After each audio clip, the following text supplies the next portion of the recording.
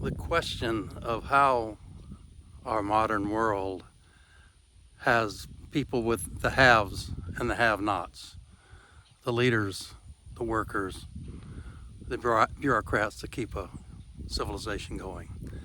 I'm at a site that turns our understanding of how we got to where we are today on its head. I'm at Poverty Point, Louisiana. Imagine, if you will, this field behind me was filled with 10,000 people who lived here for long periods of time.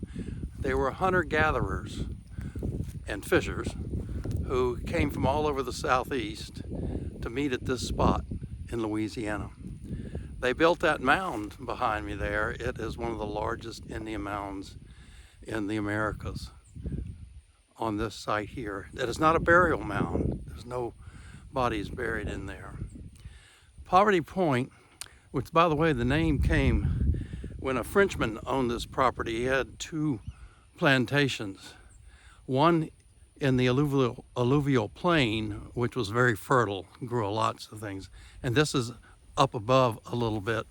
It didn't get flooded regularly, and it did not produce as much produce, and so he called it Poverty Point.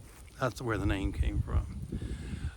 But Native Americans gathered here starting around 3,600 years ago. As far as we know, they were egalitarian type folks. They did things by consensus.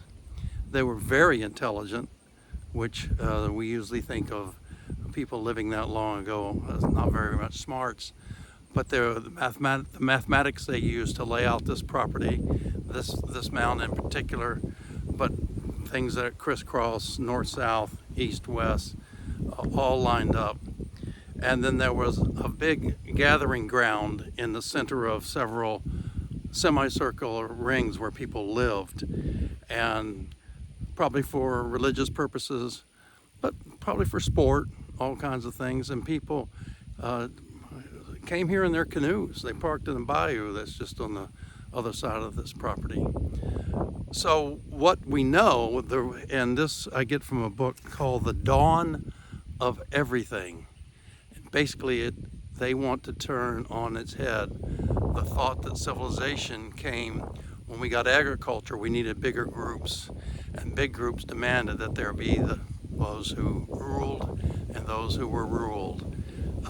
This site and others like it turn that on its head, that these people were able to accomplish amazing things with building of these mounds, occupying this spot for like 600 years.